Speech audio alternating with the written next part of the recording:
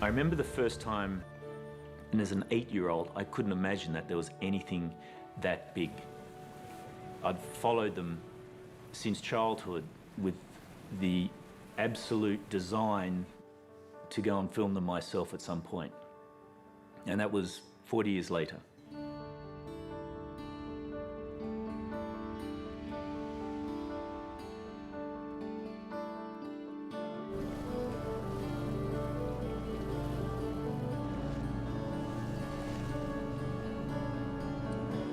Never had a slate before. It's very exciting.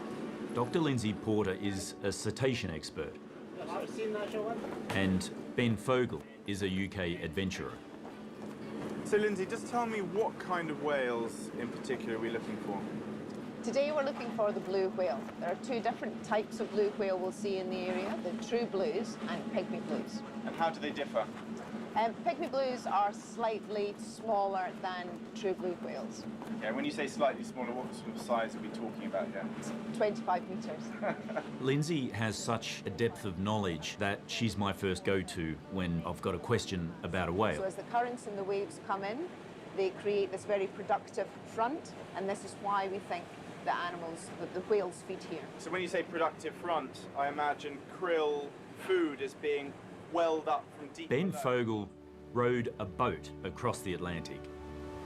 And that meant that he had a sense of adventure. He was a risk taker. From the very first day we saw them blowing, we knew they were there, but they were very hard to reach. And fluke up on. These animals can do up to 30 kilometres an hour underwater. And they can stay underwater for a half an hour and go in any direction. When we saw them, we'd follow them, try to get near them, wait for them to come up again, and then just never see them again.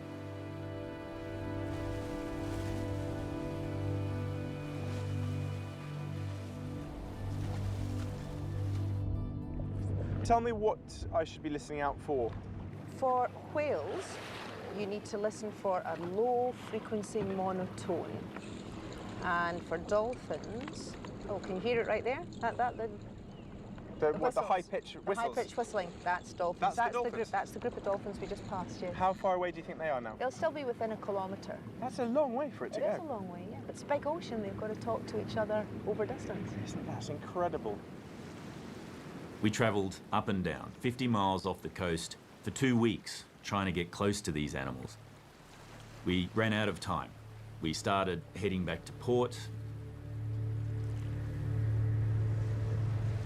Oh, look, look. At 2 o'clock, and another blow 4. And it looks like he's going to fluke up and dive. So he'll probably be down for another 10 minutes or so.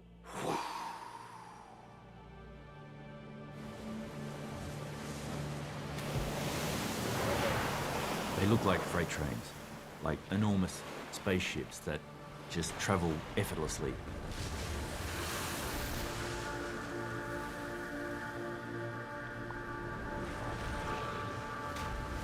Every piece of them looked like something I'd seen on a re-engineered on an aircraft or on a supercar. When they fluke, they arch like that. Their tail comes up vertically and drops straight in the water, and you can barely hear a sound.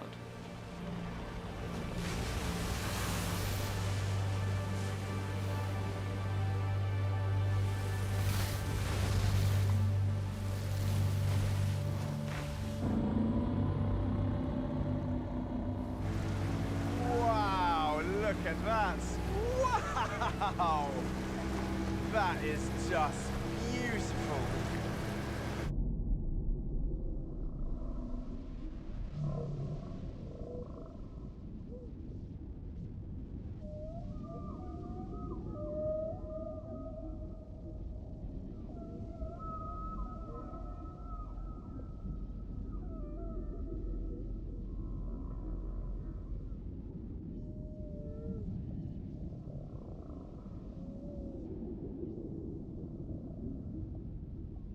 It's the first time that we believe that anyone has ever filmed a juvenile pygmy blue whale underwater.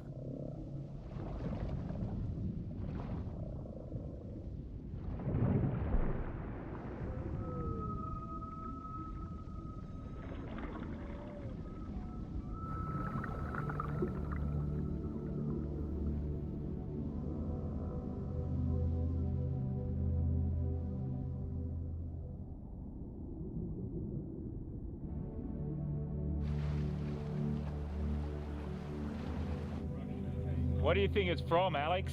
Is it from a ship? We were in the Indian Ocean off the coast of Sri Lanka, where there hasn't been any commercial fishing because of the civil war. The beaches have been closed for up to 30 years. We thought this was a relatively pristine environment.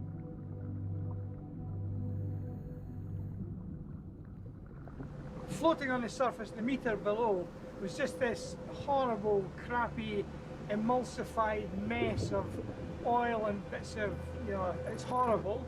And looking through it, you can see the tendrils of the net hanging down. That was certainly one of the most unpleasant dives I've ever done.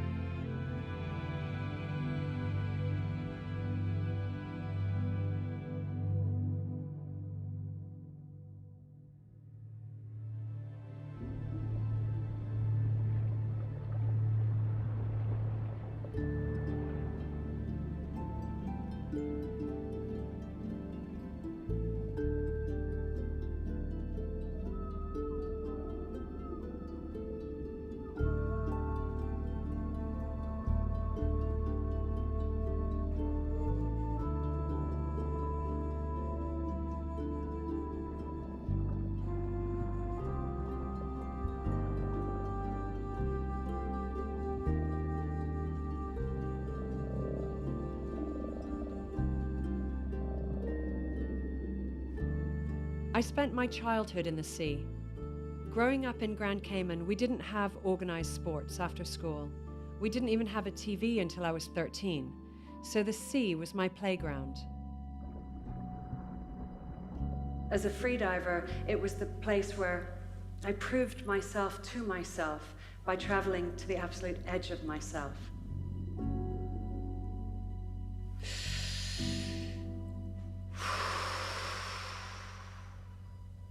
I need to put as much oxygen in my blood as possible so that I can hold my breath for the 3.5 to 4 minutes that the dive is going to take me.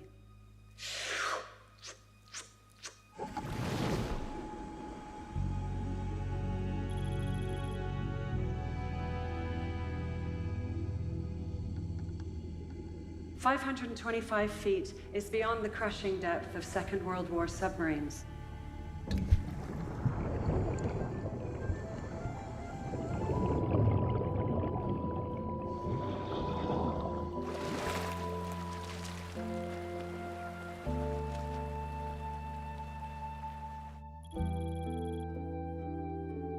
In pushing so hard, I learned about limits.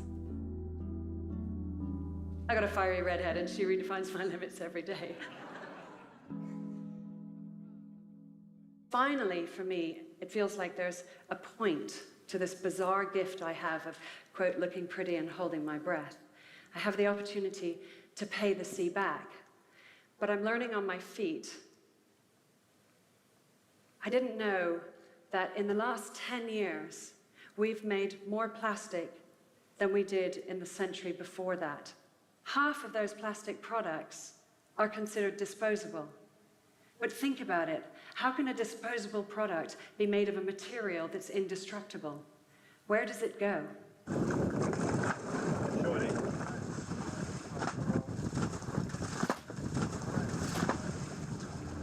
This is a Bryde's whale. It's dying, taking its final breaths. It was found to have 6 square meters of plastic sheeting inside it. It couldn't eat and it died of malnourishment. Its digestive system was blocked and it died a terrible, painful death.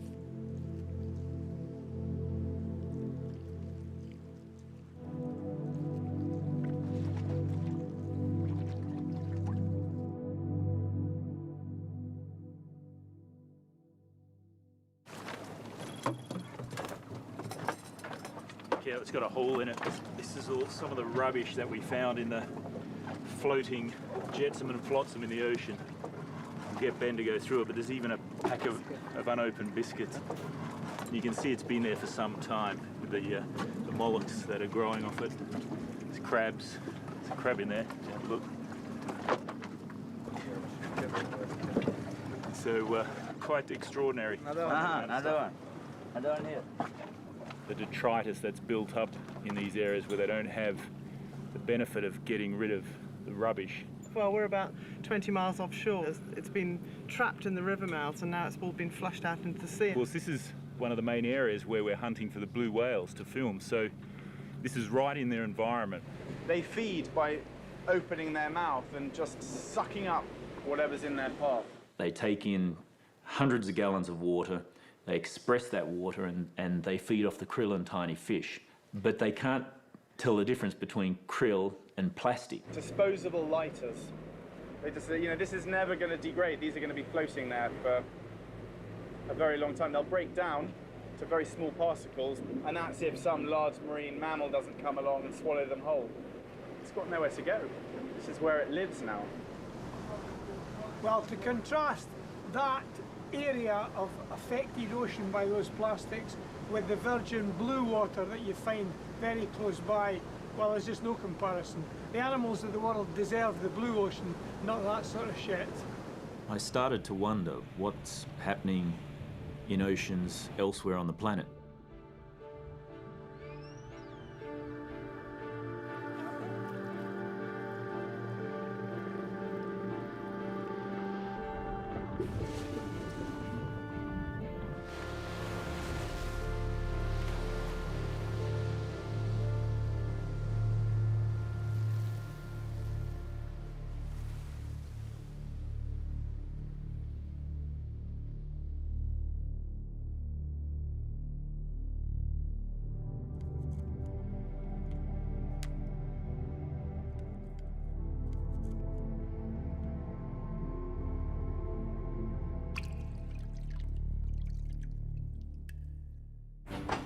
$63 billion gallons of oil are used every year just to supply the US with plastic water bottles.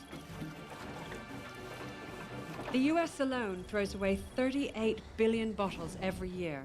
That's 2 million tons of plastic going into US landfills. And that's only from water bottles. In this year alone, every single person on the planet will use and dispose about 300 pounds or 136 kilos of single-use plastic. Plastic is wonderful because it's durable, and plastic is terrible because it is durable.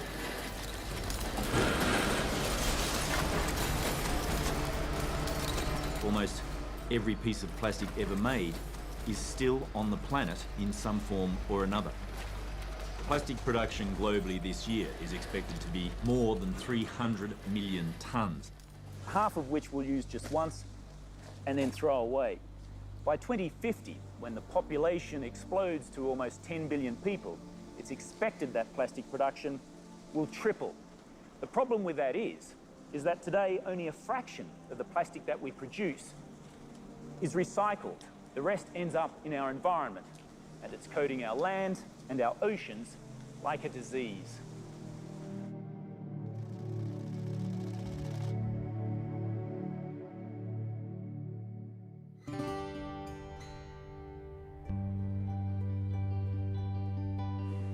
Tasmania smells like freshness. It smells like salt spray. Primitive, it just smells natural. It has the cleanest air and water measured anywhere on the planet.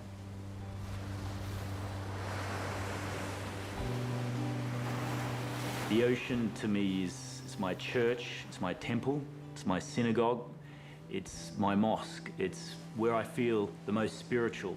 It's where I go to work, where I go for my enjoyment, and where I go to think. And it's also the environment that challenges me more than any other environment that I know.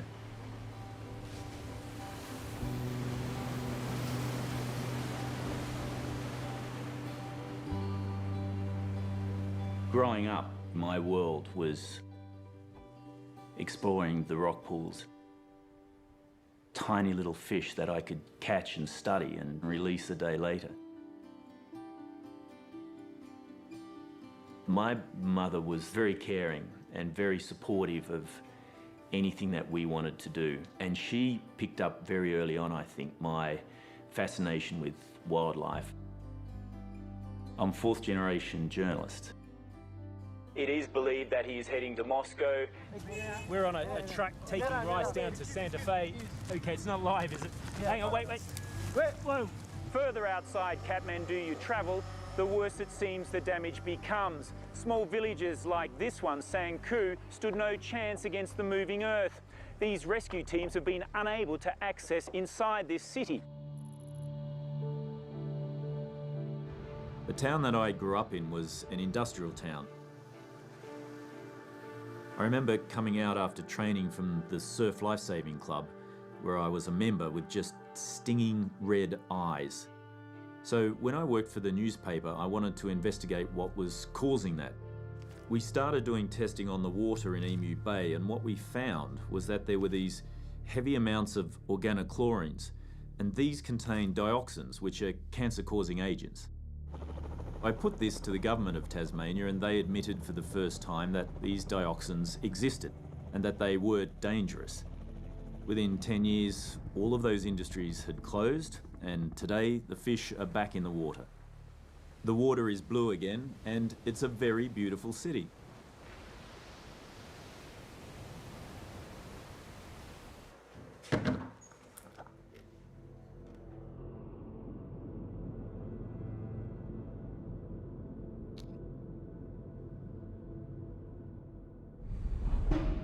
We think that when we put something in the trash, or when we just toss it from a boat or on a beach, that it goes away. We're now free of the plastic. Over 80% of ocean plastic leaks from land-based sources.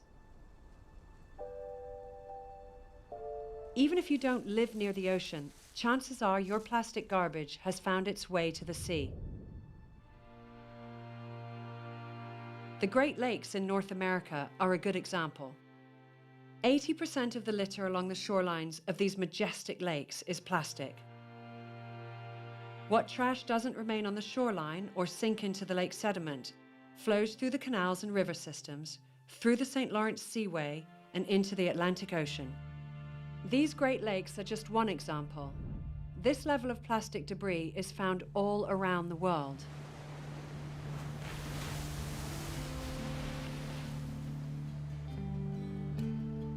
Thousands of years of agriculture and industry have made the Med one of the most polluted bodies of water on the planet. About 8 million tons of plastic is dumped into the world's oceans every year. More than 50% of marine debris, including plastic, sinks to the bottom of the ocean. Ahoy! Hello, Mike. Hey, Popov. We're going more. Good to see you. I met up with filmmaker Mike Degree, a marine biologist and also an experienced submersible pilot.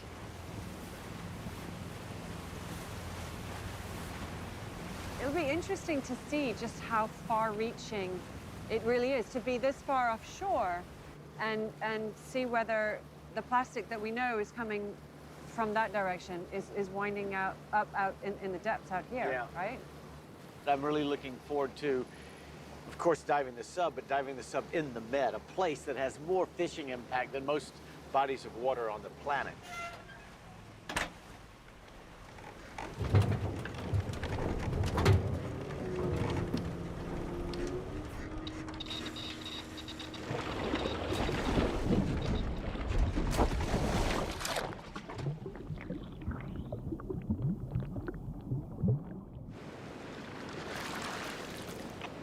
Remora pour surface, il faudra évoluer sur plus profond et on va continuer à essayer de voir si on peut trouver des plastiques en descendant un peu. Hey Mike, it's Tanya. Can you tell me what you're seeing down there?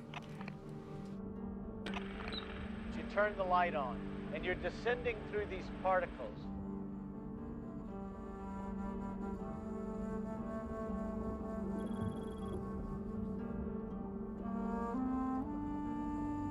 Well, welcome to the bottom of the ocean, Tanya. I wish you were down here watching this operation.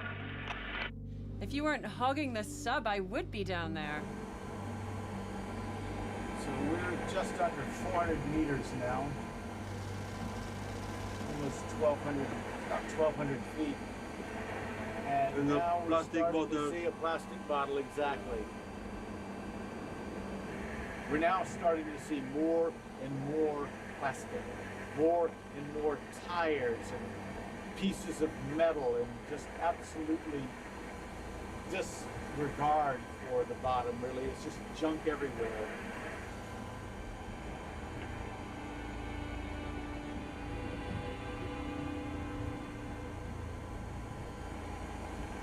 Fishing line is a really dangerous thing to see in a submarine. You can get entangled in it and stuck to the bottom. Not a good thing. Tanya, this is Remora. We are right in front of a pretty good sized bundle of plastic. Is there any chance that you can grab some of it with the manipulator? That's exactly what we're going to do.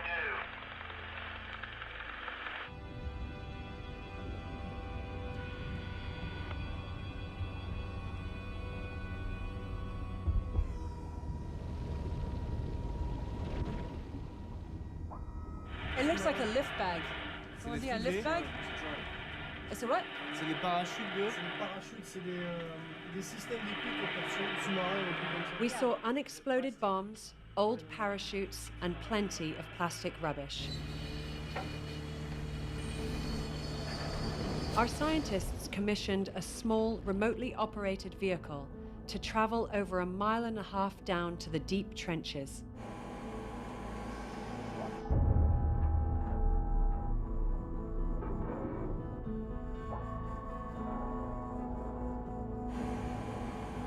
The ROV is coming down, which is kind of cool.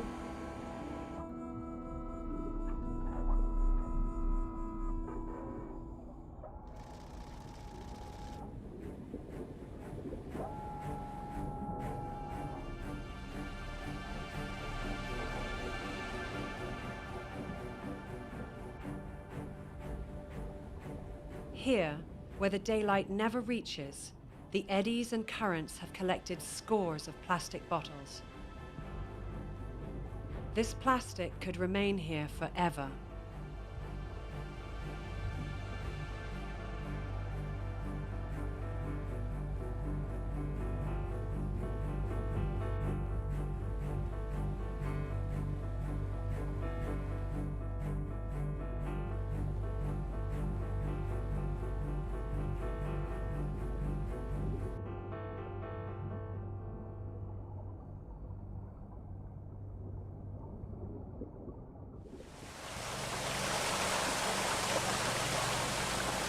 You go down, 350, 375 meters, hit bottom, start moving around, and immediately start seeing trash. Plastic. Where in the world can you go anymore and not find plastic? Our oceans are driven by 5 major circular currents, or gyres. These are created by the Earth's rotation and the resulting predominant winds. Each continent is affected by these massive systems. They collect waste flowing from our rivers and coastlines, and over time, anything floating within the gyre will eventually move towards the center of the gyre.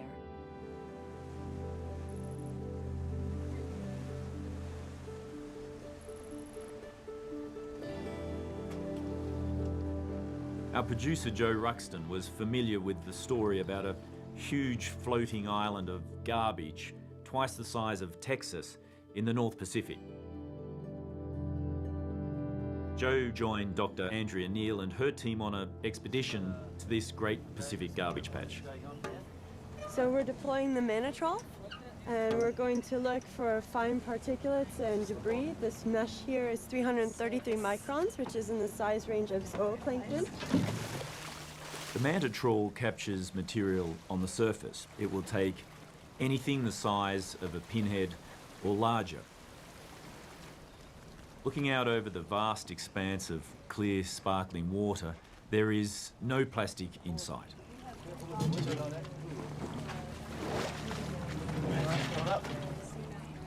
The contents of the trawl are emptied and floated.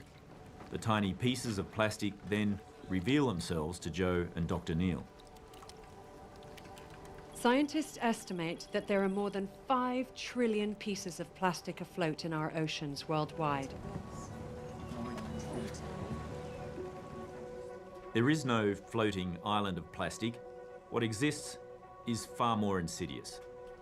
What exists is a kind of plastic smog. These tiny pieces of plastic that are floating on the surface of the ocean come from larger pieces. Over time, the sun's ultraviolet light, ocean wave action and salt break it up into smaller pieces called microplastics. Microplastics have rough, pitted surfaces. Waterborne chemicals from industry and agriculture stick to microplastics, making them toxic poison pills.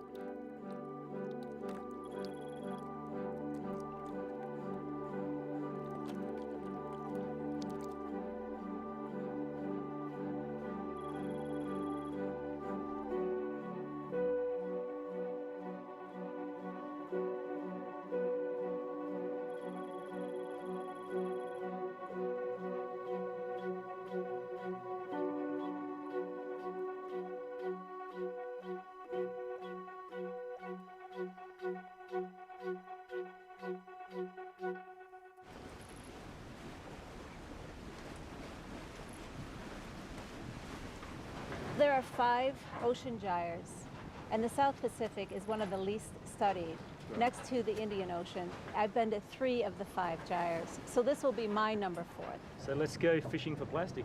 All right, let's do it. My first study was done in the North Atlantic in 2009.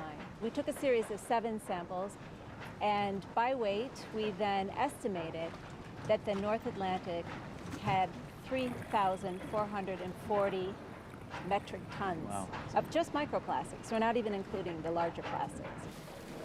It seems really heavy. Maybe we caught a coconut.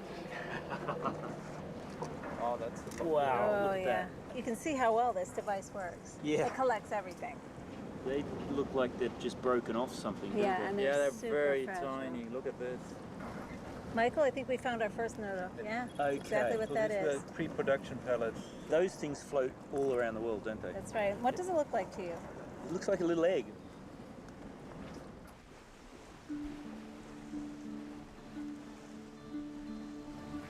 The sea at night is one of my favourite times. It's when the ocean truly comes alive and you can virtually see the food chain in action.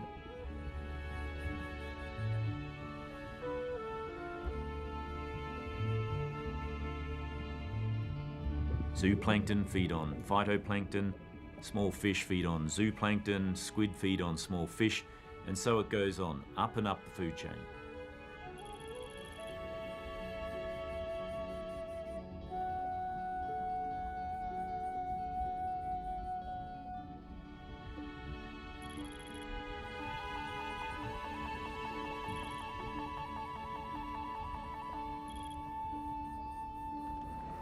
There's some ectophids oh, in there. wow. As well as these ones. Well, should we get them on the table and open them up and have a look and see what's in there? We'll start with this guy. That's something harder here. Oh yeah, what's that?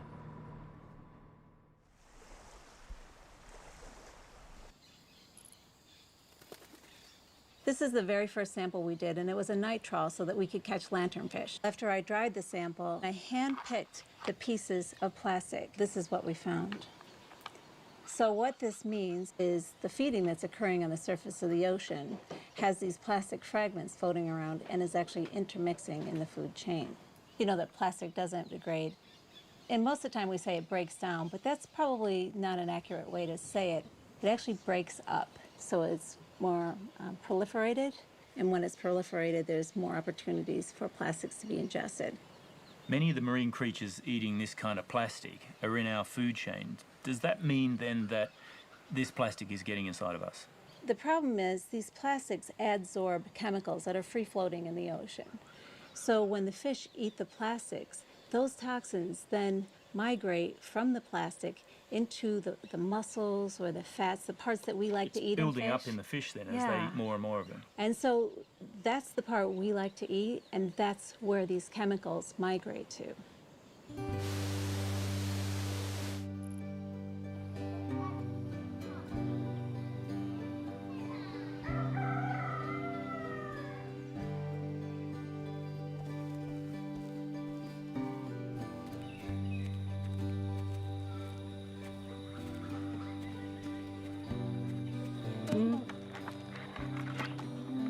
Wow, sama lekker. Big crab. Nice, eh?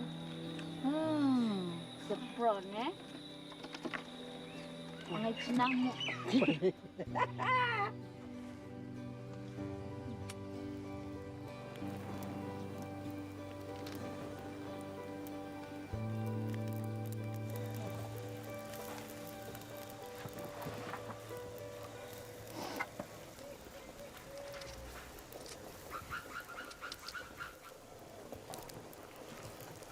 Hello, Rosie. Hi. How are you? I'm Bula. Hi, Bulas. Salota. Dinner. What are we cooking? We're having taro leaves with fish in coconut milk. That's a very traditional Fijian Yes, it village is. dinner. Yes, it is. It smells really good, except for the smoke. Yeah. Just Really making my eyes water in here. Did you light your fire using plastics for this fire? Always, yes. And you do that every time you cook food? 3 times a day. Instead of buying kerosene, you use plastic because it's easier to burn. Much cheaper. Much more easier cheaper. to find. It's free. Very much, and it's free. I'm feeling that in my eyes. Do you feel that affects you in any way? You start having problems in breathing, and you have problems in coughing, and sometimes you can have headache.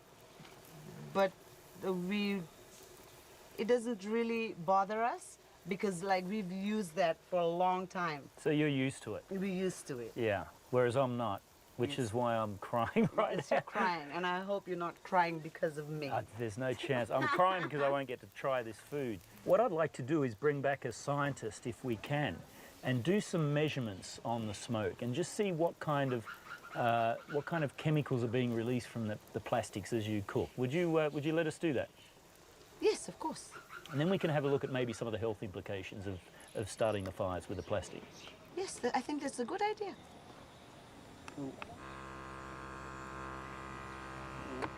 People misuse plastic for a lot of things, but for cooking, I mean, for me, it's kind of very unusual circumstances. And we want to have a baseline study to show what kind of chemicals they're actually breathing in. Because the lung is an interface between that air, what we're breathing in, plus the smoke, and our blood system, and then so we get it in our systems. What did we find today then with the experiment that you did with this device? I'll show you. These filters are white when you put them in. That's brown, almost black. Yeah. This is a mini lung. This could be what they're absorbing into their lungs. Pretty much. This can't be good for your health, can it? What we know specifically from this PAHs and a combination of those is that there are cancer causing. That's one thing. But there are also maybe phthalates in there which are evaporating from plastics which have a large percentage of this phthalates in there to give the plastic the properties. If you breathe them in, they have hormone-changing properties, so-called endocrine disrupting properties, and a lot of other health effects as well. Professor Sue Jobling is the editor of the recent World Health Organization report on endocrine disruptors. Endocrine disruption is disruption of the normal functioning of the body's hormonal system. They fool the body into thinking that they are hormones, and then they either block or mimic the action or production of hormones.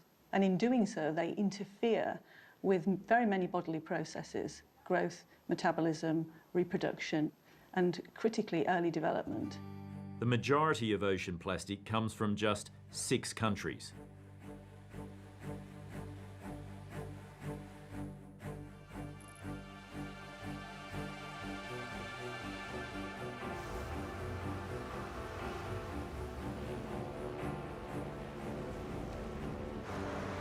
RTHK News. Billions of plastic pellets have spilled into Hong Kong's southern waters after several containers fell off a ship when Typhoon Vicente battered Hong Kong.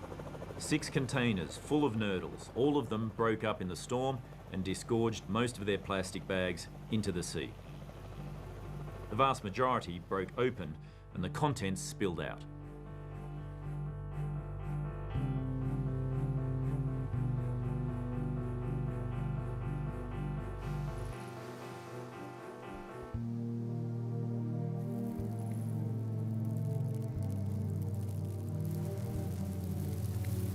Running through your fingers. Just plastic pellets everywhere. Yeah, it looked like snow on the beach. On the neighbouring Lamra Island, they found tons of this stuff that had come ashore. It seems the company that made the nurdles has unwittingly put their signature on it. Sinopec, a giant Chinese oil company that makes nurdles for distribution worldwide.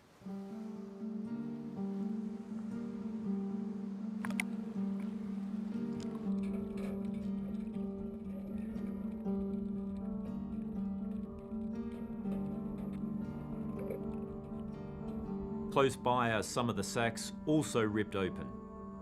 The vast majority of them would have been carried off by the typhoon to disperse their contents far and wide. 4 of the 6 are here. So we got the one on the top here. It's the one we found at Beaufort Island. It's totally destroyed. It's a 40-foot container. We've been told it carries 1,000 sacks. Still one that hasn't been found. Still one out there somewhere. There's 1 million pellets plus in these bags, so every single bag saves thousands of marine species, so every bag counts at this point. Every day, pellets are getting washed out and trying to get that sense of urgency across. We put a call to action out on Facebook. Go to your local beach. This is what you're looking for. These are the bags, these are the pellets. Yeah, we came up with a rapid action plan. Get a quick survey of the coast so we can see the bigger picture. And from that, then we isolated some hot spots. Which beach, Cheung Chau Moi Wo, needs more people to help? Beach number 1. I set up the Facebook page, Plastic Disaster Hong Kong, and it went from 80 to 1,000 likes in a few hours. And it became pretty much the one place where all the information was being posted by everybody. And even the government were checking it. Sinopec were checking it. Sinopec sent down people from their head office. They had general managers on the beaches. They have been very responsible. They have been down. We had an emergency meeting about it. They're very concerned and they're offering all the assistance they can. Thanks for helping, guys. There's some more concentrated pellets down the end there. Once you let people know what the problem is, people have their own ideas and can contribute their own ingenuity to help solve the problem. It's the people of Hong Kong realised the severity of the problem and just came out in their masses to help. And that is something I will never ever forget.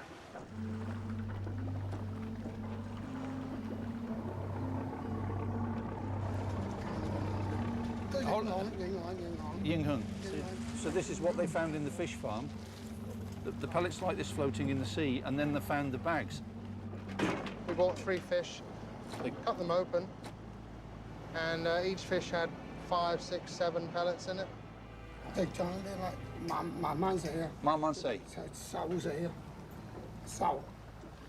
Because they can't ingest anything, they can't take in any more food.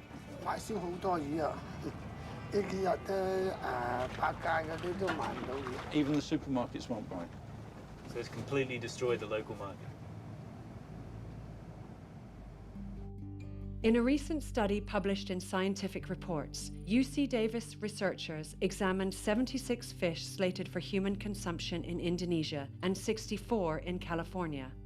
They found that in both groups, roughly 1/4 had anthropogenic debris in their guts. The researchers found plastic in the Indonesian population and plastic and textile fibers in the American one. When sampling blue mussels at 6 locations along the coastlines of France, Belgium, and the Netherlands, microplastics were present in every single organism examined. When you eat shellfish, you're often eating the entire animal, so you're more likely to eat plastic.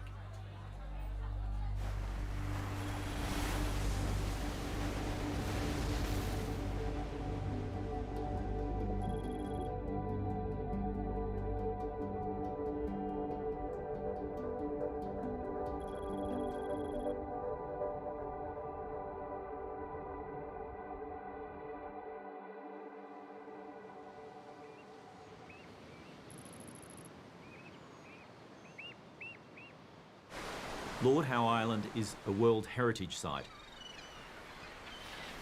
and home to migratory seabirds like the shearwater.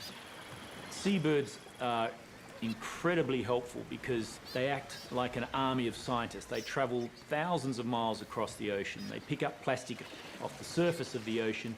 They bring it back to their rookeries where they feed it to their chicks. And that provides an incredible amount of scientific data in terms of where the plastic comes from, its distribution, and how it breaks up on the ocean surface. Dr. Jennifer Lavers, she'd devoted her life to studying the plight of seabirds.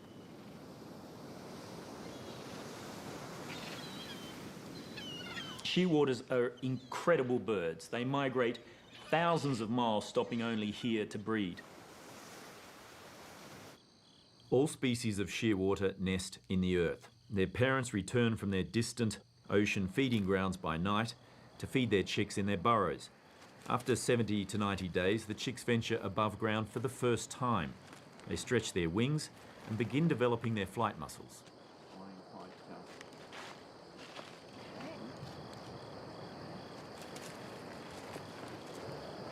We're going to put some ambient temperature salt water, just like he would normally be fed by his parents. And Ian's just going to hold the mouth open here, and I'm going to put the tube down into the stomach if we can get him to cooperate for a moment.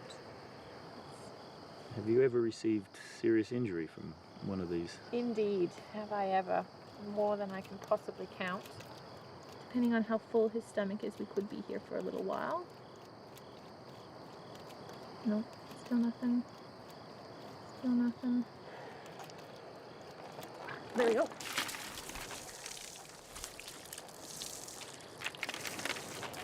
Whoa, look at that. We need to get some of the oil and stuff out of the way. Very slippery, all that oil in it. Yeah, that's a lot of plastic, isn't it? Yeah, and some interesting colours. So the red is quite uncommon, and it looks like we've got quite a few of the resin pellets, the nurdles, lots of microplastics. There's no way at 935 grams that he would be able to take to the air. But make a bit of a note, he's got some damage to his lower mandible. 41.7.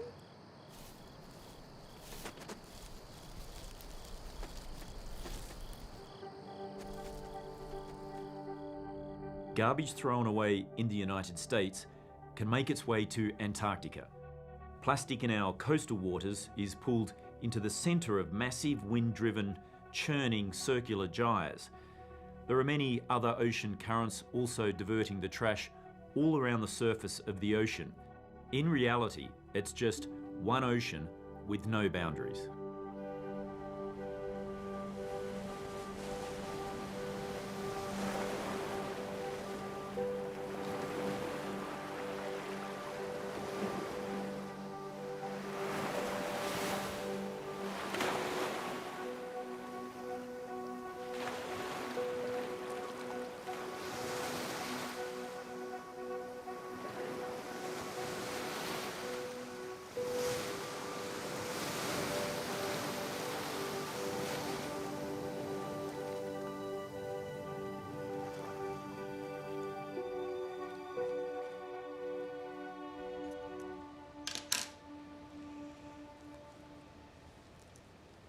Yeah, the stomach is very, very full, and if we look here, there's some very dark pieces, some very light white pieces, and if you see, you know, as I push on this, it's absolutely rigid, completely full of plastic all the way up. Oh, look at that. Absolutely no doubt that this bird died as a result of that plastic. That is literally a gut full of plastic. It's quite alarming, isn't it? Oh, it's awful.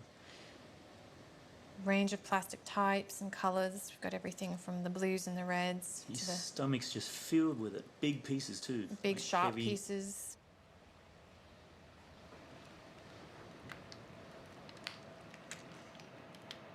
Oh wow, look at the size of that big black piece. That is an enormous piece of plastic.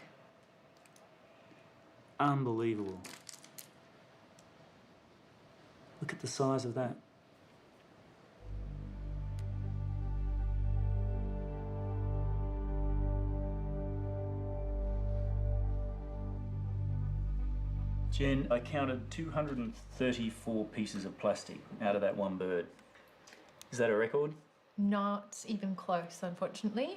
So for this species, the record is 276 pieces of plastic inside of one 90-day-old chick. And that plastic, when we weighed it out, accounted for 15% of that bird's body mass. So that's a pretty scary statistic.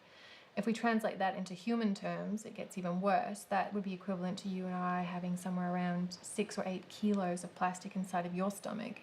It's equivalent to about 12 pizzas worth of food inside of your stomach.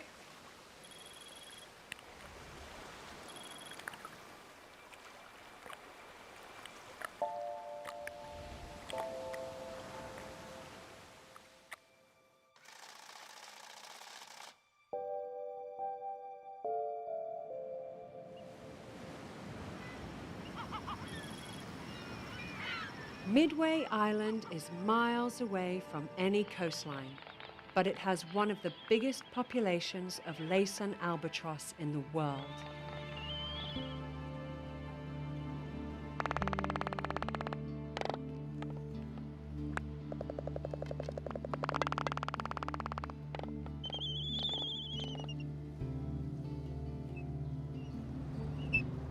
Like the shearwater, their parents have traveled thousands of kilometers to find food.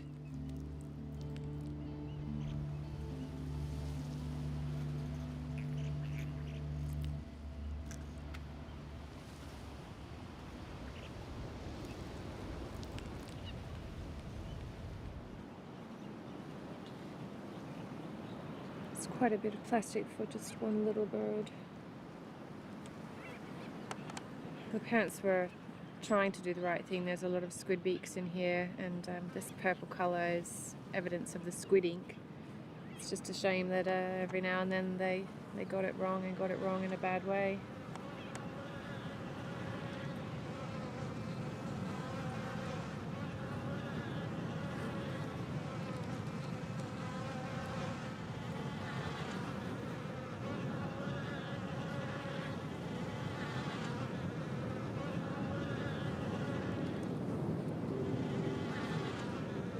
To try and wrap your mind around the condition of this animal and the quality of its life really is quite an overwhelming thing. I do have some pretty rough days, have to go home and really wrap my mind around where do we go from here. All week we've been cutting up birds, and this is without a doubt the absolute worst one that I've come across. That is an incredible amount of plastic.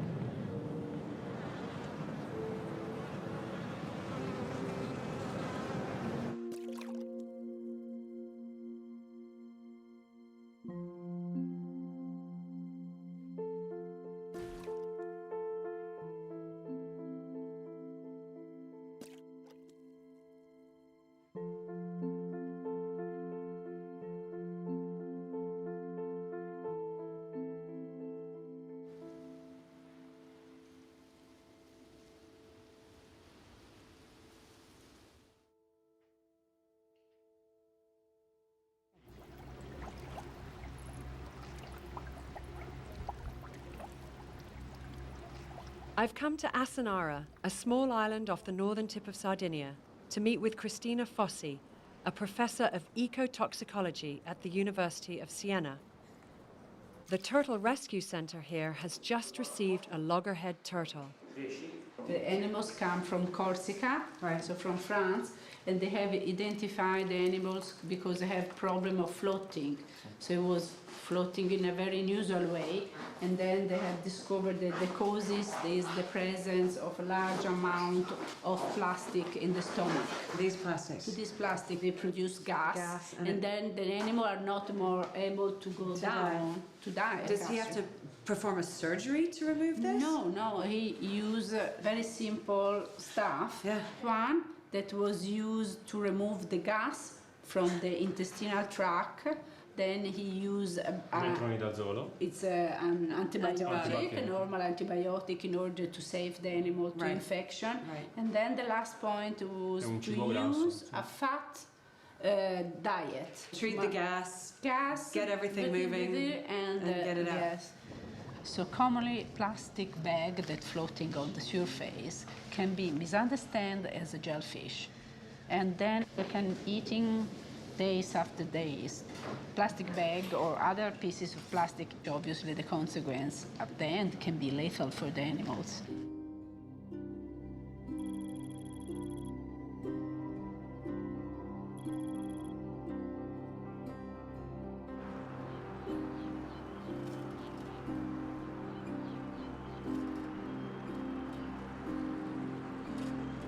Christina's name is well recognized around the world for her stand against the killing of whales and dolphins. We use the approach of the skin biopsy in order to identify the level of chemicals and the toxicological effect on these wild animals.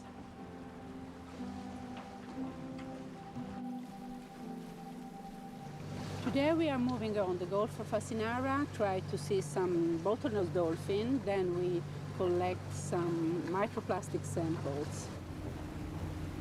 An increasing number of dolphins and turtles in the Mediterranean are turning up dead.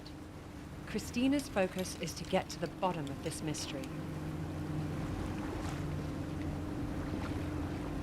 And she has a very unusual way of getting the information she needs. Eccoli là, eccoli là. Voi guardate la freccia, non si va a vedere.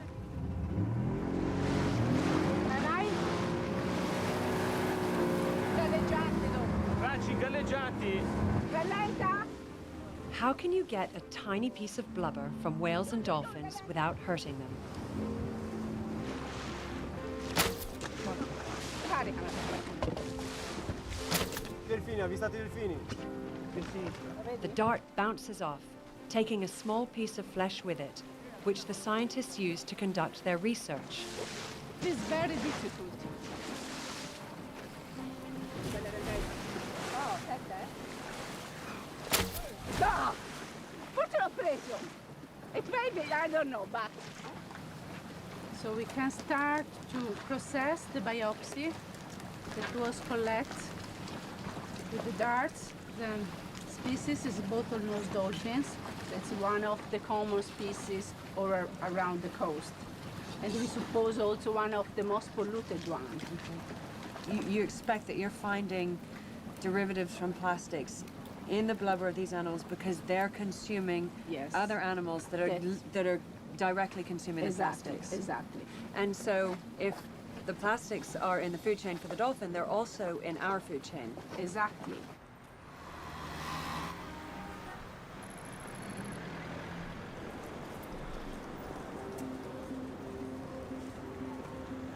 We have already very interesting results, but I would like to invite you in the lab.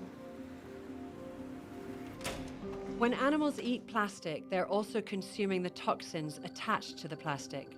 Toxins pass into the bloodstream. There, they bioaccumulate in the fatty tissue and around the vital organs. When animals use the stored fat, the toxins circulate around the body, interfering with reproduction, metabolism, growth, kidney, and liver function.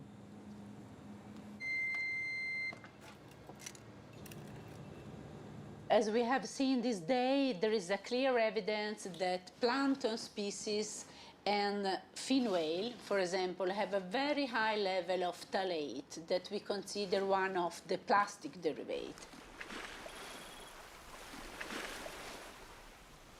But that data can represent a real warning signal of exposure to the Mediterranean environment, including human, in a real toxicological risk.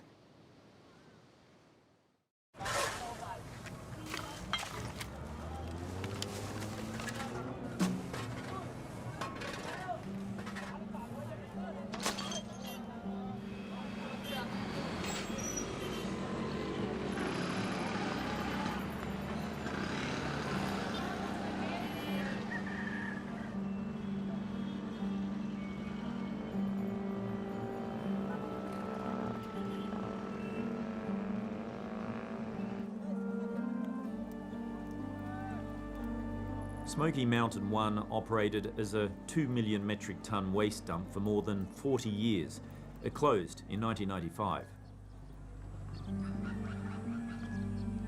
This garbage tip contains so much methane, which was produced by the garbage within it, that when it reaches a certain temperature, it catches fire. That creates this smoke that comes out of the top of the pile and filters over the city of Manila. So sweet potatoes, corn, sugarcane, all growing on 40 years of garbage. Yeah. You worked here as a 12-year-old. Yeah. To earn money to support my family needs. And what would you collect up here? Recyclable, yeah, like bottles, cans, and plastics. This local chap here is still harvesting the plastic that's in the ground. More plastic. It's just everywhere. What's the most common disease here? Pulmonary. Pulmonary, Yeah. such as tuberculosis? Yeah. Yes. Emphysema? Emphysema, yes. My father died at emphysema.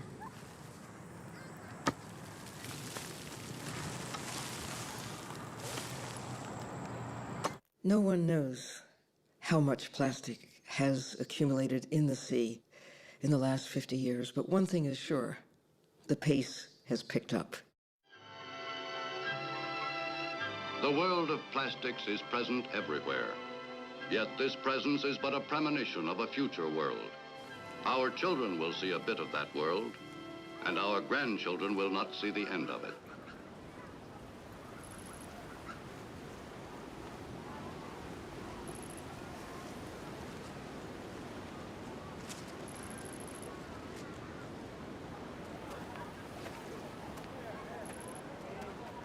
The smell is almost indescribable. It's kind of like a cross between sewage and oil, and it's everywhere.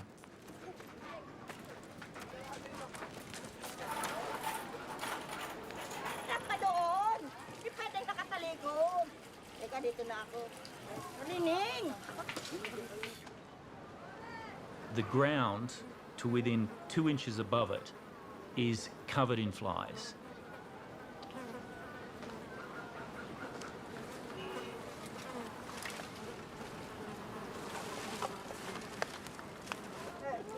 Ulitin mo. Okay.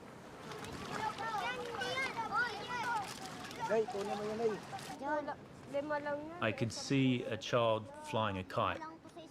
You could see the kite was made from a plastic bag, and he'd fashioned this himself and used straws as the mainframe for the kite. If you got behind him and looked towards the sky, he could have been any child anywhere in the world.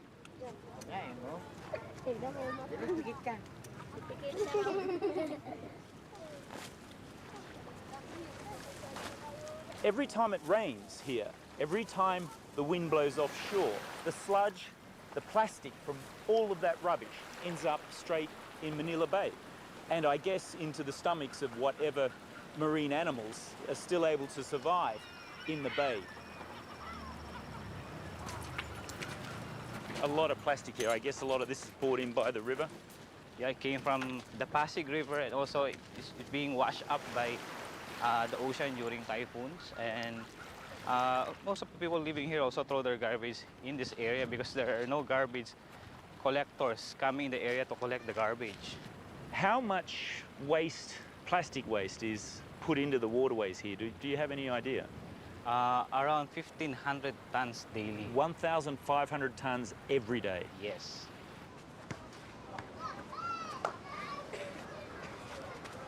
One more. Ready? You go now.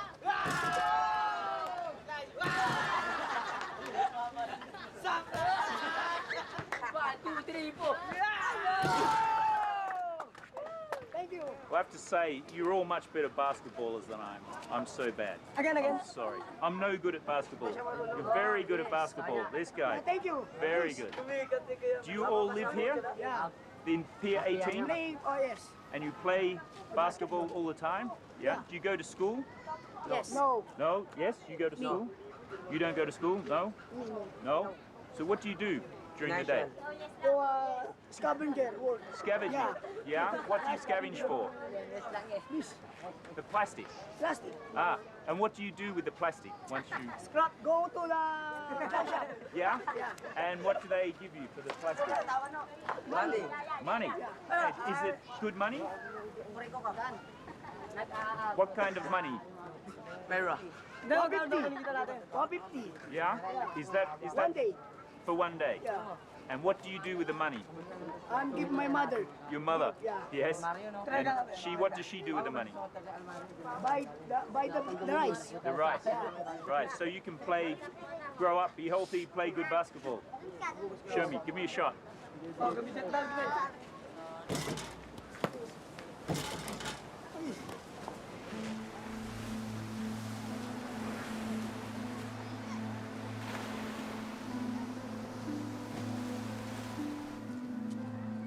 Most of the waste created by the individuals within each of these villages, towns and cities generally ends up on the streets or in their canals. It's easy to understand how these sorts of places become delivery systems for plastic into our oceans.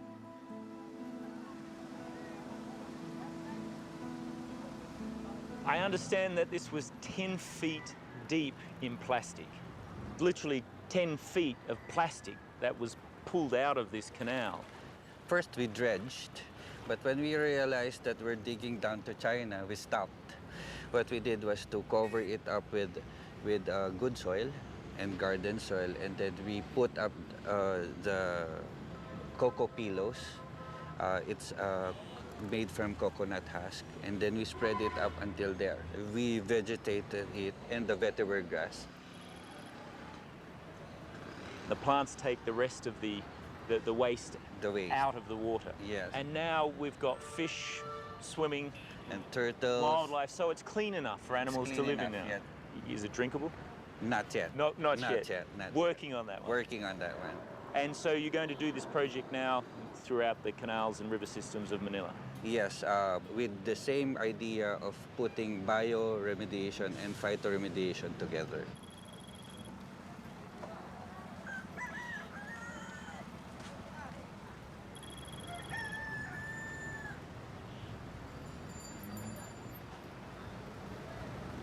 Do you think that will solve the plastic pollution problem here? The one that will solve the plastic solution is the behavior of the people around the stero. So maybe we'll start with that first, and then we'll solve everything else afterwards.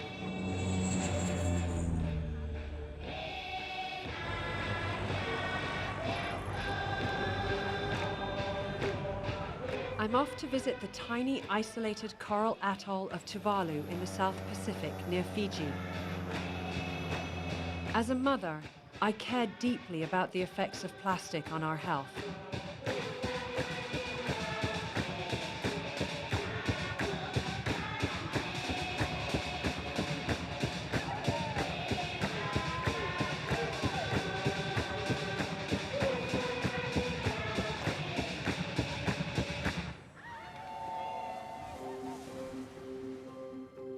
Tuvalu gained its independence in 1978.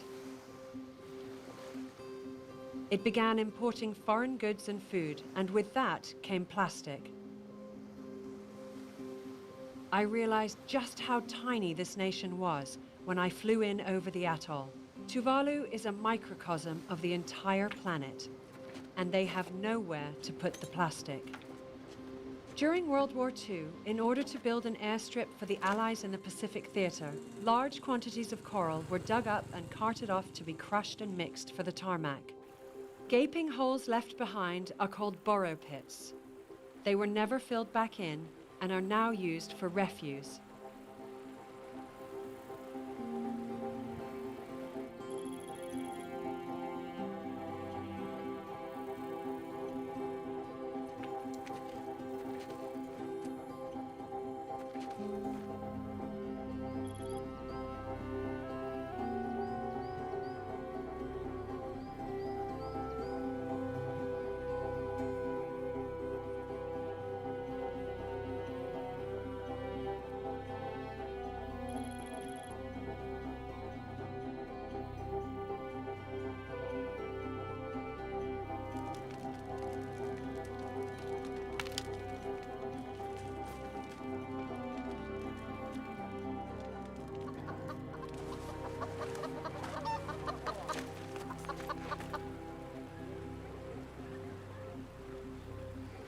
How long have you lived in this Barra pit?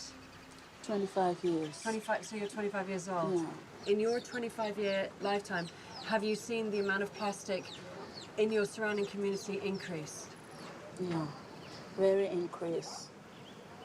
Before, in my early childhood, I don't see any plastic because we don't use to import packaging plastic. Tell me what it was like growing up here as a child.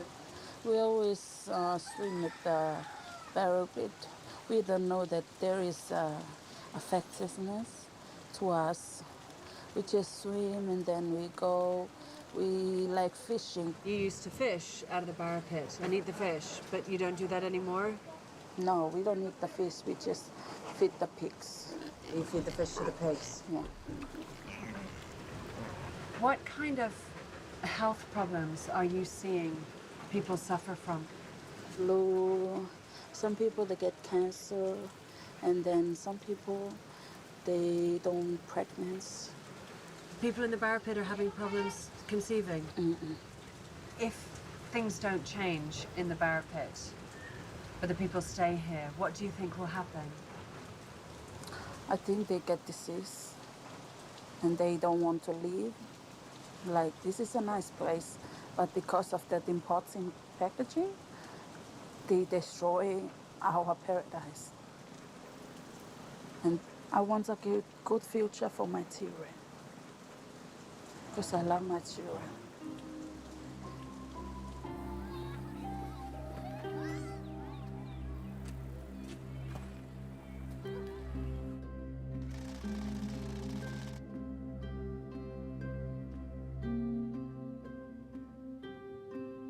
How does a US Navy aircraft carrier handle its waste? With about 4,500 sailors on board, just shy of half the population of Tuvalu, the amount of waste generated every day is enormous. The US Navy is looking for a way to deal with shipboard waste without having to go into port.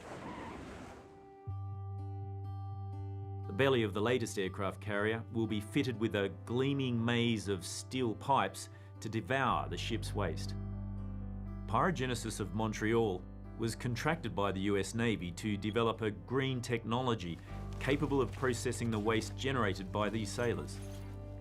At the heart of this technology is a plasma torch that changes the molecular structure of whatever is put into it, transforming it back to its core elements. Better still, it has no detrimental effect on the environment, it runs off its own energy, and is affordable. If they could shrink the plant into the size of something that you can put into a shipping container, take to small islands like Tuvalu, set it up so that you can put in all of the rubbish that's existing on the island and have it turn into inert or non-toxic substances, that's going to go a long way to help solving the problems that exist on islands in the Pacific.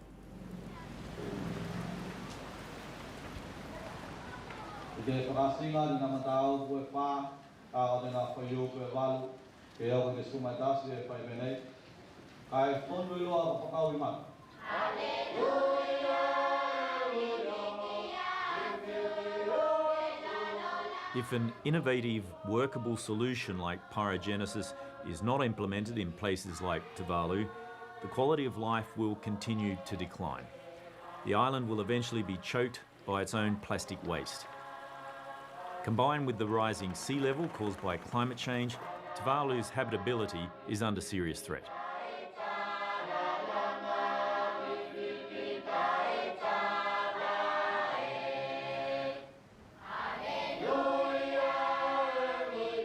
One of the kids we've befriended here, Dieter, has developed a pretty bad lingering cough. We think his problems might be linked to a hobby he shares with his friends, making jewellery out of melted plastic.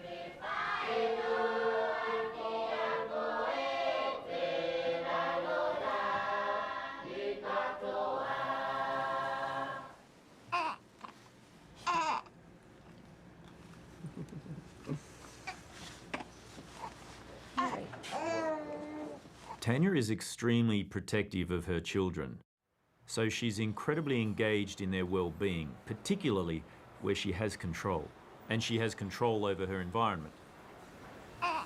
This is Charlie, huh? Surprised he wasn't born with A face mask. Yeah, right. And a nose clip. And a nose clip. It wasn't easy for me to conceive. I'm an older mum. I worked really hard for this. All the time trying to conceive, being really clean in my body.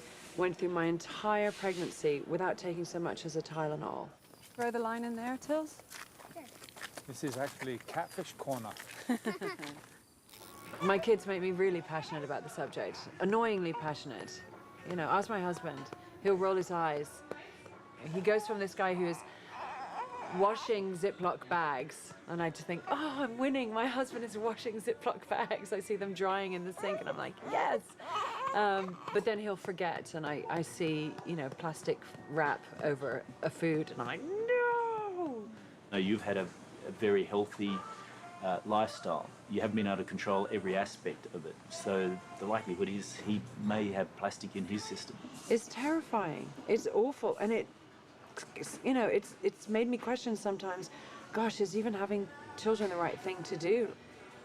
I'm still very, very motivated to obviously do the right thing by myself and my family, but also to try to incite change where I can as an environmentalist, as an activist. I'm optimistic because it beats the alternative.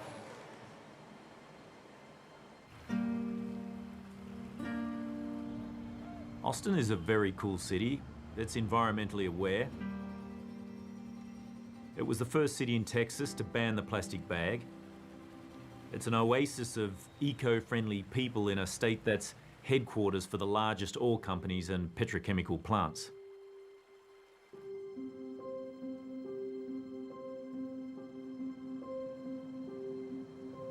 Plastipure is where we formulate and test plastics for their physical characteristics. On the Certichem side, where we are here, we test plastics and other substances as well as individual chemicals to see if they have estrogenic activity. A lot of plastics, perhaps the great majority, probably, release chemicals that have estrogenic activity.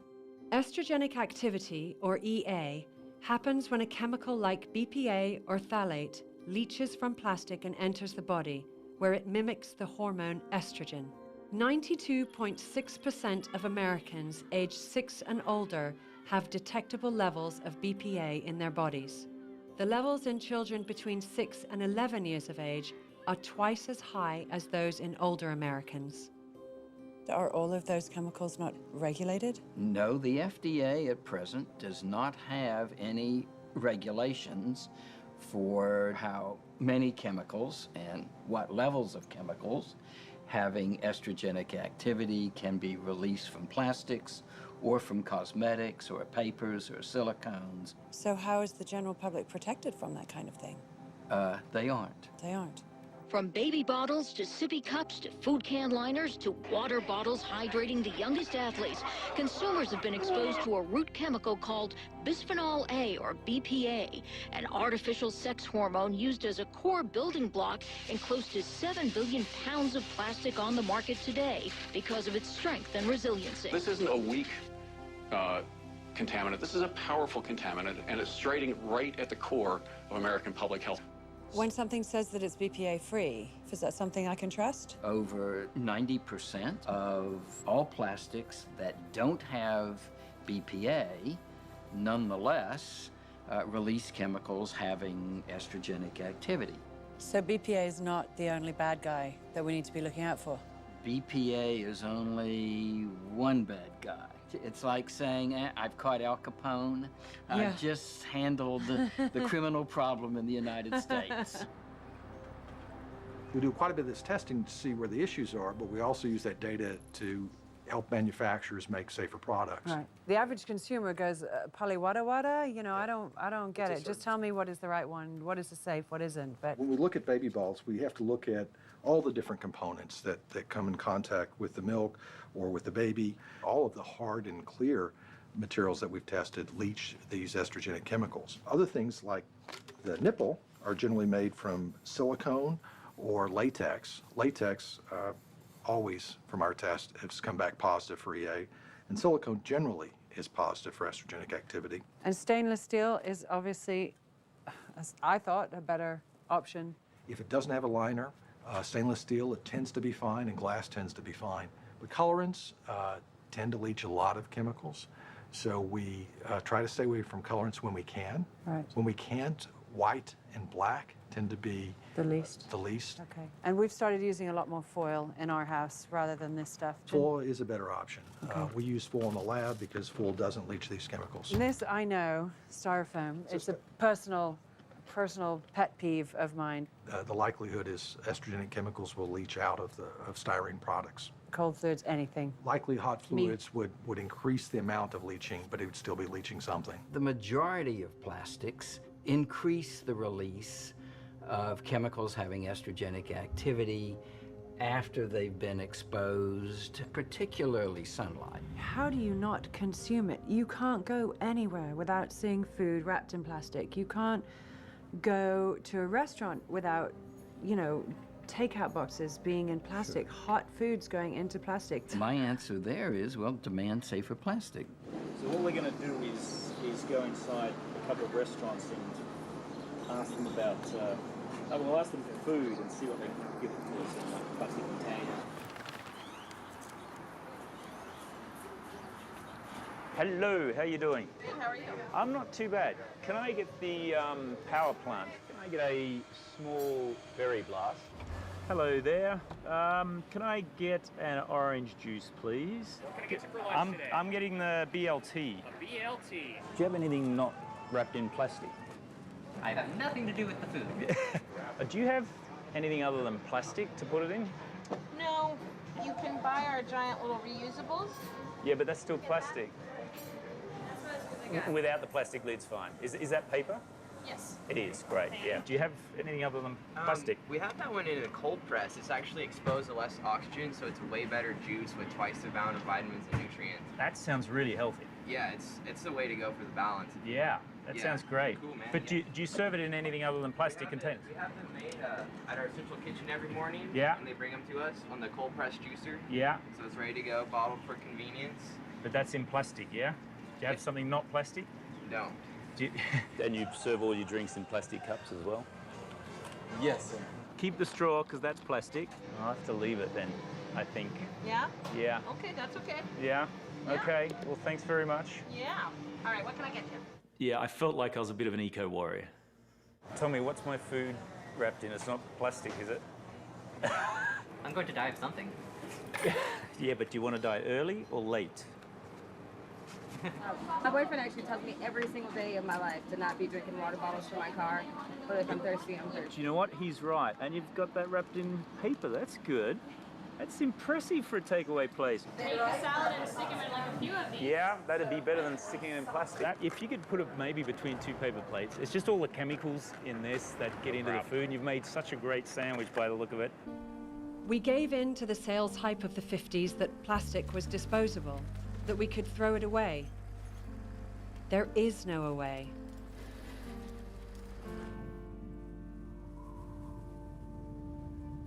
It's so very hard as a parent, as a mum, as a woman, to feel like you can do the best thing, that you can do the right thing anymore. Every day, we're contributing potentially to a dreadful health problem later on down the line.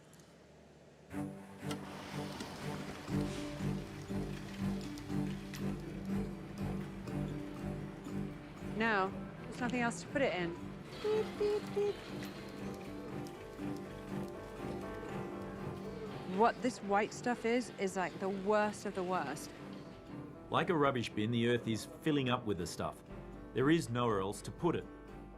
That's why, as much as possible, we choose foods and drinks that don't have plastic around them.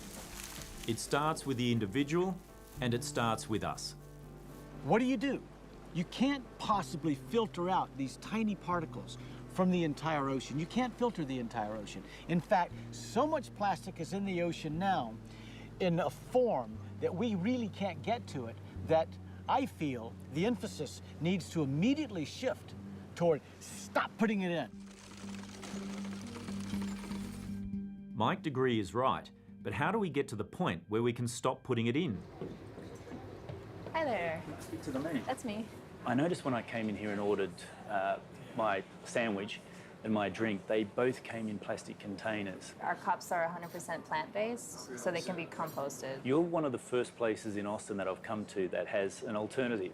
Is that right? Best alternative option That's perfect. I appreciate it. At least you've got an alternative. Exactly. Thank you very much. Appreciate it. Have a great weekend. You too. Find me some gala apples that are not in plastic. Demand that your supermarket deliver your food products in paper or just as they come. They don't need to be wrapped in plastic. And if they are, take the plastic off and leave it with them. And say, you dispose of it and dispose of it properly. Because once it becomes their problem, you'll find that they will do something about it.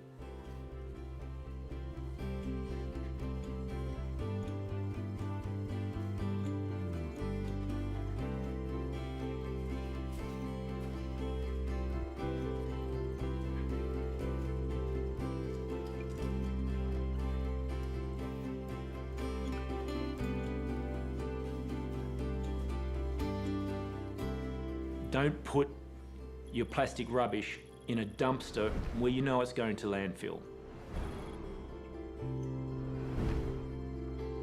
In 1991, Germany became the first country in the world to pass packaging laws forcing plastic manufacturers to be responsible for the recycling or disposal of any packaging material they sell. The industry set up a company to oversee plastic waste collection, recognised by the Green Dot. When I was a kid, we used to run around the neighbourhood collecting glass bottles to take to the store to collect the 5-cent refund that we'd get. Plastic packaging pretty much killed the bottle deposit system, but here in Germany, they've reinstated it. You can take your plastic bottles to almost any supermarket and put them in this machine. And what it does is it reads a barcode which tells the machine the kind of plastic that it is, that it's recyclable, and which retailer it comes from. So the consumer gets a 25-cent deposit off every bottle. The retailer gets the plastic, which they can sell to recyclers for a lucrative amount of money. And on the streets of Germany, you very rarely see these things anymore because everybody recycles them.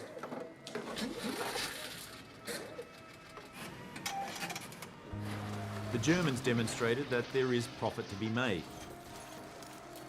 Today, recycling is a lucrative industry.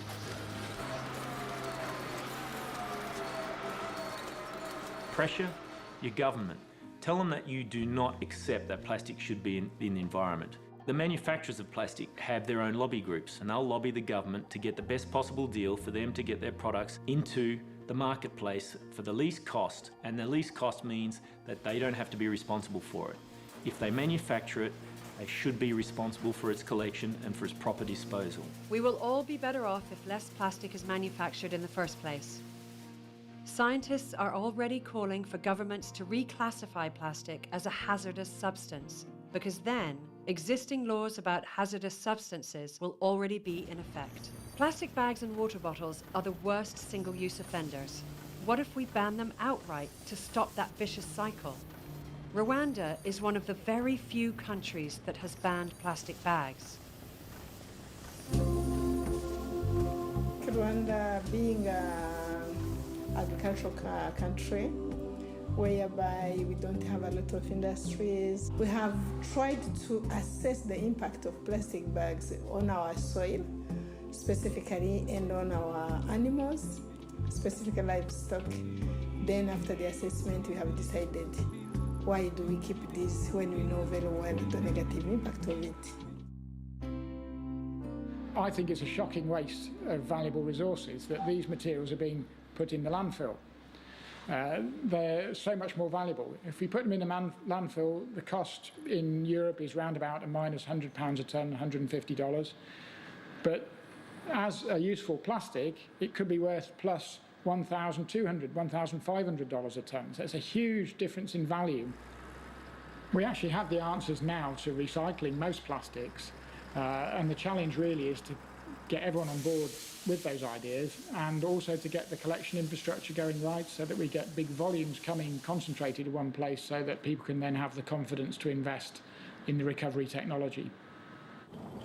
Once sorted, recycled plastics are brought into factories like this, where they can become part of a circular economy, cleaned of labels and processed into newborn nurdles ready to be sold once again.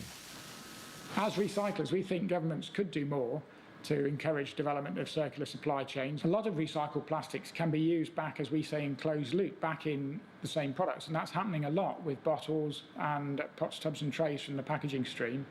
But there are plenty of other outlets where a short life item, like a piece of packaging, can go into a long life application. For example, in construction products, in automotive and in making cars and trains and aeroplanes and things like that, where you can get the performance of the recycled polymer just as good as virgin material that's come out of the ground. You can take it from a bottle one day to a shirt the next day.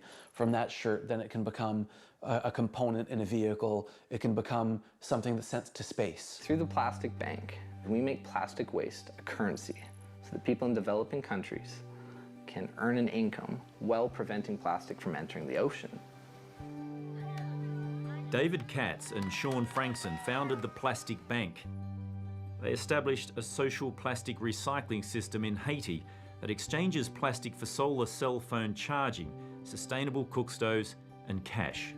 It's like a fair trade plastic, where it's ethically sourced and it's an above market rate income that they earn. The people in need can go and collect the plastic and create a microeconomy around recycling, and this is something that we can scale anywhere in the world. This is a self-sustaining social enterprise.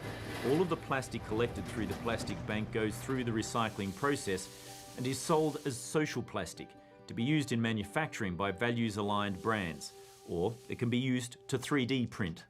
They're using instead of virgin plastics. If you're choosing between two products and one's made of social plastic and one's not, you're really choosing between, do I help the planet or do I hurt the planet? Social plastic is really our way that we can create an organic global infrastructure. New technology means that waste can now be converted into energy.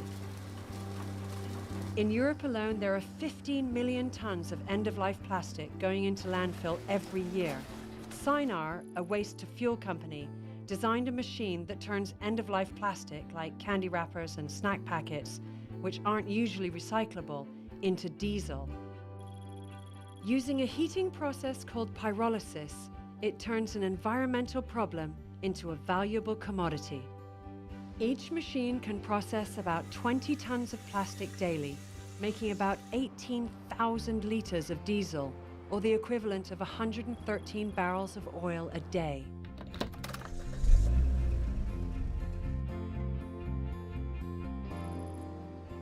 Islands like Lord Howe manage their plastic waste with solutions that match the way they live. There is no burning and there is no landfill on this island. Food waste, the garden waste, the paper and cardboard gets composted. All the recyclables are baled and sent back to the mainland, and currently the island's diverting 85% of all their waste from landfill. This is the recycling sorting facility. We can separate, we can bale everything. You can galvanise a community to do amazing things.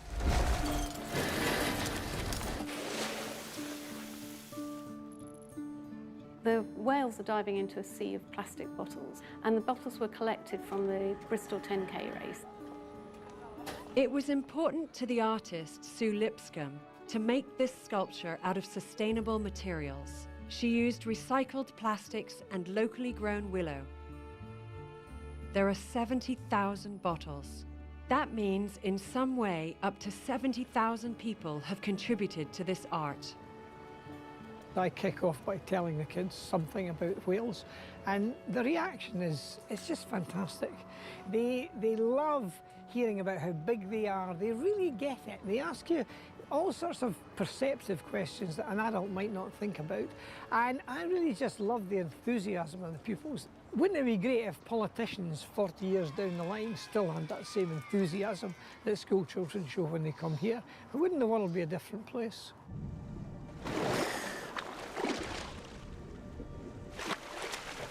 We've treated the ocean as a place to throw things, dispose of things that we did not want close to where we thought we lived.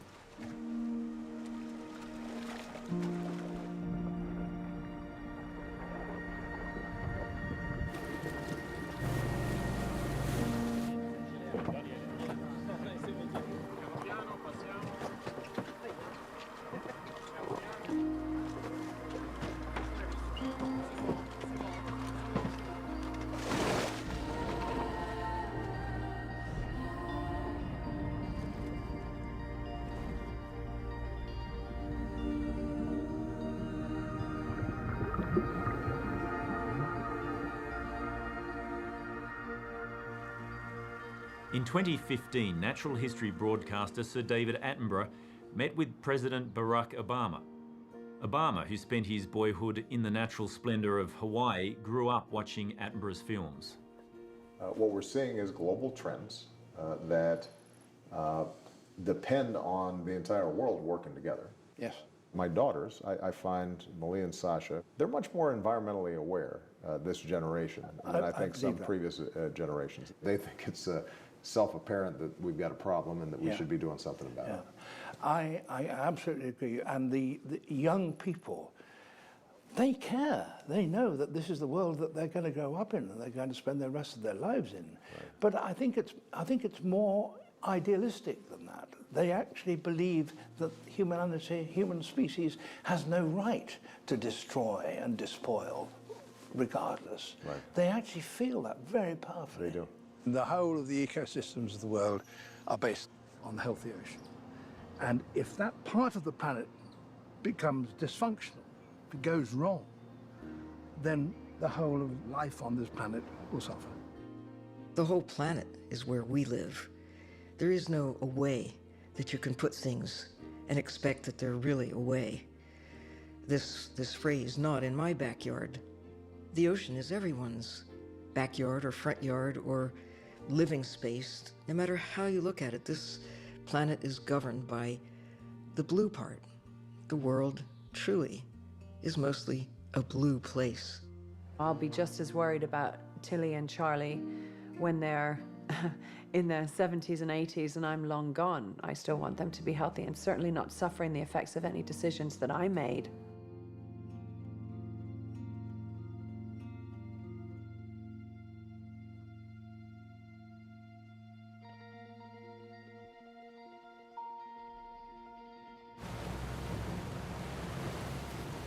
I want to go back to where it all started. I want to go back to the whales. I want to go and find the juvenile that we first saw. If whales could talk to us, I imagine they would ask us, what were we thinking? Every other species on the planet works towards the benefit of the ecology and environment that it lives in. But us humans, we just seem like passengers on this earth.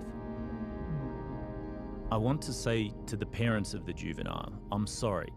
I'm so sorry on behalf of humanity for putting plastic into your home.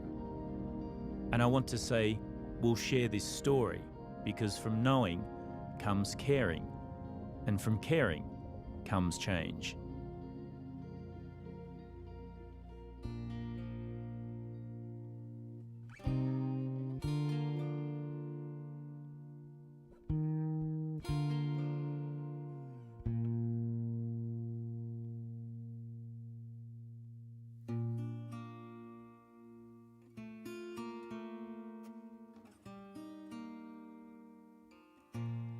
The water is wide, I can cross o'er, and neither have I wings to fly. Build me a boat that can carry two, and both shall roam, my love and I. A new horizon beckons us as we look out across the sea, and we are called to do our best and be the most